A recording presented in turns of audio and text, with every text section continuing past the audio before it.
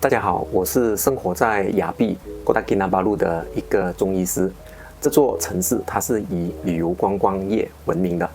在我所认识的很多的病人跟朋友当中呢，有很多是从事旅游相关的工作，所以呢能够接触到不少的业内的消息最近呢，亚庇发生了很多起这个外国游客自杀的事件特别是酒店坠楼死亡的新闻，引起了相当广泛的关注和讨论。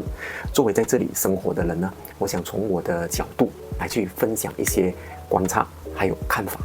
首先呢，我们来聊一聊为什么这一类的游客坠楼自杀的事件呢，对这个城市呢，甚至是全球的旅游城市，它的冲击是那么的巨大。首先呢，酒店特别是高端的这个连锁的酒店，他们的核心的竞争力不仅是舒适，还有呢就是相当高品质的服务，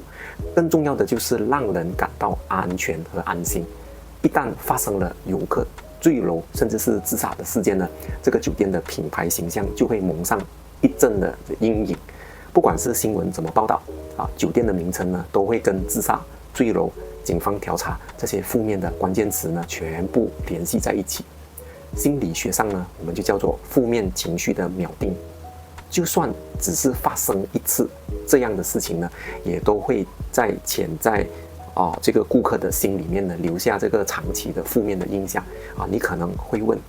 酒店能不能够封锁这些消息呢，防止它扩散呢？答案是在现代的社会，特别是社交媒体相当发达的今天，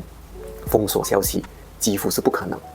每个人都有手机，人人都是记者的这个年代呢现场的目击者所拍摄的视频或者是照片呢，还有呢当时候的住客他们也会在社交媒体上面分享这些经历，比如说在面子书小红书或者是抖音这些都会让这种负面的新闻呢迅速的放大传播。所以呢，这个传统的媒体呢，它不会公开酒店的名称，但是网络上的讨论呢，往往会自动的把酒店的名称呢拼出来，甚至是有住客会自己在网上写下我是住在哪一间酒店在哪一个楼层刚刚发生了什么什么坠楼的事件之类的内容。所以这对酒店来讲呢是没有办法控制的这种口碑危机。所以更重要的就是这种消息呢会引发游客的恐慌，甚至是在短时间里面呢会出现推定的这个热潮。特别是事件曝光之后的3到14天酒店的入住率呢可能会明显的下降。不过一般来讲呢，这种影响呢是局部的、短暂的，是可以恢复过来的。大多数的时候并不会演变成为一个长期的灾难，因为大部分的游客呢，他不是持续关注这些负面的新闻，一旦是过了几天他们就会忘记了这件事情那么接着下来呢何老师跟大家谈一谈那么酒店对于这个出事了的房间呢是怎么处理的通常呢，警方他调查完毕之后酒店呢就会进行这个彻底的清洁消毒还有修缮他会短暂的把这个房间封上来几天，甚至是到2个星期后才会重新的上线去出租在酒店的系统里面呢，这个房间不会被标注为事故的房间，所以前台的工作人员呢，他也不会主动的去告诉客人。所以在法律的层面上呢，大多数的国家呢，它是没有强制必须告诉住客这间房间曾经发生过自杀或者是死亡的事件，除非呢他会持续这个安全的隐忧，或者是被问到事故隐瞒那么这个游客呢，特别是西方的游客我们在想他会怎么看呢所以有一个误解就是西方人可能不会迷信这种死过人的事件会不会影响到整个房间其实他们不介意，他们的反应更多就是说这个被隐瞒的愤怒跟失望如果他们入住之后呢才知道真相，通常就会觉得被欺骗甚至会要求退房投诉，甚至会在网络上留下差评。所以呢，酒店非常害怕的不是死过人这件事情，而是呢被指控隐瞒事实，还有就是不透明。这在西方的社会呢，它是一种很严重的道德职责。那么我们再谈一谈呢，这个媒体还有网络对这件事情的影响那你们有注意到呢传统的这个媒体往往它都会淡化这个报道主要就是避免呢频繁的提起这个酒店的名字，但是呢，在社交媒体呢，像野火一样的旺盛的时候呢，任何的小视频啊、小照片啊，都会被疯狂的传播。所以呢，酒店到底可以怎么做呢？何老师呢有朋友是在酒店里面工作的那么他们到底是怎么样做呢？更多的其实是危机管理并不是封锁消息。比如说呢，他们可以很快速的、低调的回应就是不会透露任何的细节，他要避免造成第二次的热度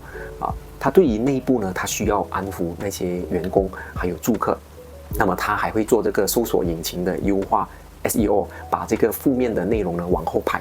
然后他会把一些好的那个评论呢推上去，来去冲淡这个负面的讯息，或者是暂时呢就是停止用这个房间他同意呢这个对外的这个消息呢就说警方在调查设施是安全的，所以这就是呢酒店业内呢最常的做法。讲到这里呢，我要跟大家分享一个我个人相当真实的经历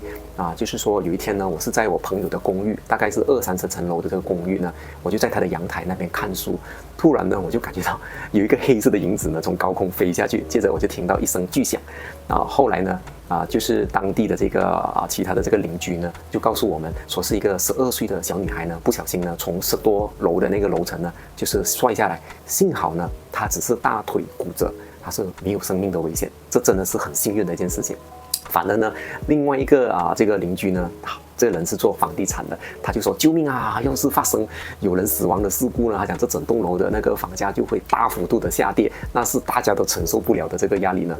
所以呢，再回到管理层怎么看这件事情呢，他就很小心。如果呢有人不小心坠楼，不管有人死还是没有人死呢，消息都会传得很快，他们也会封锁，不会让外界知道。比如说当地的这个报纸呢，是绝对是不会上这个新闻的所以呢还有另外一个讨论就是，通常呢在这个大庭广众呢有人坠楼死掉呢，当地的人呢就会把它拍上来，就会放上网，所以你们千万第一个时间呢不要点进去看，不然你会看到一个令人相当不安的那些照片跟视频这里的人呢就是很喜欢拍这些我先告诉大家，提醒大家。另外就是当你走在高楼下面呢，突然你觉得头顶有一阵风刮下来的时候，你一定要赶快躲开，因为可能有东西会从天上降下来虽然呢不会像电影周星驰的电影《回魂夜》那么夸张暂时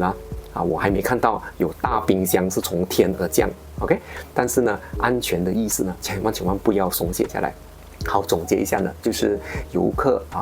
就是自杀坠楼的事件呢其实对这个酒店的品牌的伤害呢是蛮深远的而且呢也是比较难以完全消除 OK， 所以这呢不仅仅是影响到酒店的入住率，还有他们的这个收入，也会打击到这个员工的士气，还有心理的健康，可能也会有很多员工会辞职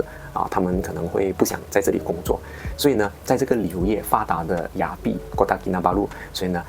我们每个人呢都应该关注跟了解这个事情呢背后的这个复杂的因素。更重要的是呢，我们也要防范还有安全就是在高楼呢，有的时候小孩子也会不小心掉下来所以大家要小心，看好小孩子。好，谢谢大家的收看。如果你对这个话题有更多的想法呢欢迎你留言跟我一起交流。拜拜。